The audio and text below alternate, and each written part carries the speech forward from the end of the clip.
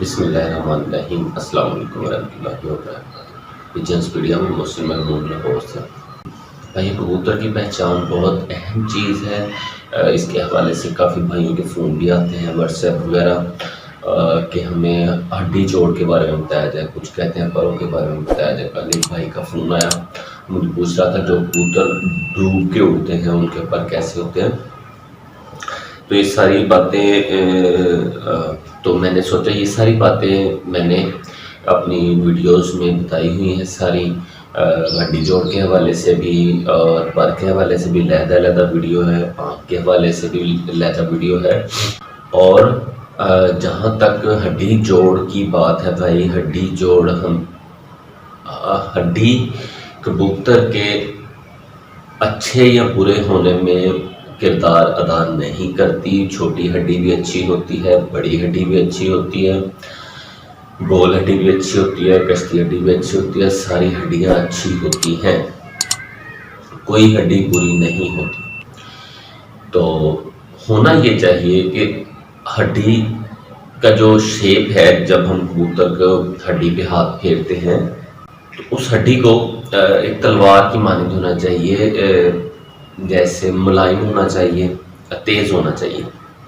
جیسے تلوار کی دھار ہوتی ہے، چھری کی دھار ہوتی ہے، ایسے دھار بنی ہونی چاہیے تھی اس کی نا، تو چپٹی ٹائپ نہ ہو، جیسے پر تیلی چپٹی ہوتی ہے اس طرح سے چپٹی ٹائپ نہ ہو۔ اور جوڑ ہڈی اور جوڑ جو ہے بالکل قریب ہونے چاہیے، فاصلہ نہیں ہونا چاہیے۔ ہڈی جوڑ میں جتنا زیادہ فاصلہ ہوگا کبوتر کی کوالٹی ڈراپ ہوتی چلی جاتی ہے۔ ہم نے انشاءاللہ تعالیٰ اپنے کیجز میں اچھے کبوتر ہی رکھنے ہیں، اچھی سلیکشن ہی رکھنی ہے۔ اور ایک بات کو اگر آپ کو بار بار پوچھنے کی ضرورت پڑ رہی ہے تو پوچھیں، کوئی مسئلہ نہیں ہے، میں بتاؤں گا۔ جب تک ہمیں ایک چیز کلیئر نہیں ہو جاتی، کیونکہ اس میں کنفیوژن بہت زیادہ ہے کبوتر پروری میں نا، تو ہمیں ہر چیز کلیئر کرنی ہے۔ جب تک ہمیں کلیئر نہیں ہو جاتا، ہر پوائنٹ کلیئر نہیں ہو جاتا، تب تک ہم سلیکشن اچھی نہیں کر سکتے۔ تو ہمیں سلیکشن اچھی کرنی ہے اپنے کیجز میں۔ تو اس حوالے سے میں اپنی پرانی ویڈیوز کو تھوڑا بہت ایڈٹ کر کے دوبارہ اپلوڈ کروں گا، جو میں سمجھتا ہوں کہ یہ دوبارہ سے ریپیٹ ہونی چاہیے، یاد دہانی ہونی چاہیے۔ ہڈی جوڑ وہی باتیں ہیں جو میں نے پہلی ویڈیو میں بتائی ہوئی ہیں، اور شور باتیں ہیں اللہ کے حکم سے۔ اور پر کے حوالے میں بھی جو بتایا ہوا ہے شور ہے، جو جسم کے حوالے سے جو بتایا ہوا ہے شور ہے۔ جسم بھی مضبوط ہونا چاہیے، سخت ہونا چاہیے، ہڈی جوڑ سخت ہونے چاہیے، جوڑ اس کے سخت ہونے چاہیے، اور ہڈی بالکل ساتھ لگی ہوئی ہونی چاہیے۔ تو یہ سارا کچھ ہے۔ میں نئی ویڈیو بھی بنا دوں گا جیسے جیسے بھائی پوچھتے ہیں، لیکن ایک دفعہ تو بھائی آپ نے پوچھنے میں کبھی بھی ہیزیٹیشن فیل نہیں کرنی۔ آپ اگر ایک بات نہیں سمجھ آئی تو آپ دوبارہ پوچھ سکتے ہیں، میں بتاؤں گا، چاہے وہ ہڈی جوڑ ہے، چاہے کبوتر کے پنجے ہیں، کچھ بھی ہے کبوتر کے حوالے سے آپ جو بھی پوچھیں گے بتاؤں گا۔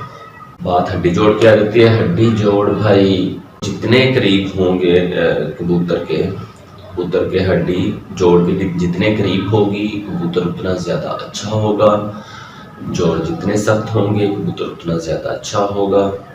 اور ہڈی تلوار کی مانند ہونی چاہیے، کھردری نہیں ہونی چاہیے، بے ڈھنگی سی ہونی چاہیے۔ اور ایک اور ایڈیشن میں کرنا چاہ رہا ہوں اس میں ہے، پرانے جو کبوتر ہوتے تھے ان کی ہڈیاں لمبی ہوتی تھی، وہ تقریباً 5-6 فنگر کی ہڈی ہوتی تھی۔ آج کل اکثر استادوں نے سنا ہے کہ کم از کم 4 انگلیوں کی ہڈی ہونی چاہیے، مطلب آپ جب کبوتر کے نیچے ہاتھ رکھیں تو یہ 4 انگلیوں جتنی ہڈی ہونی چاہیے۔ یہ کوئی اس کا تعین کسی چیز کا نہیں ہے۔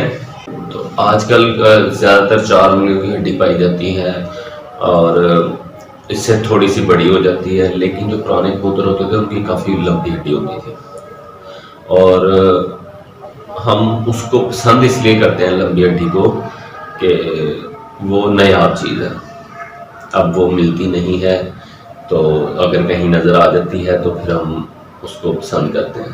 تو ادروائز کبوتر کے اچھے یا برے ہونے میں ہڈی کا کوئی کردار نہیں ہوتا۔ ہڈی کو بذات خود بس سخت اور جڑا ہونا چاہیے۔ اسی بات ہے بھائی، اس کے ساتھ اجازت دیں، نیکسٹ ویڈیو میں ملاقات ہوتی ہے۔ السلام علیکم ورحمۃ اللہ۔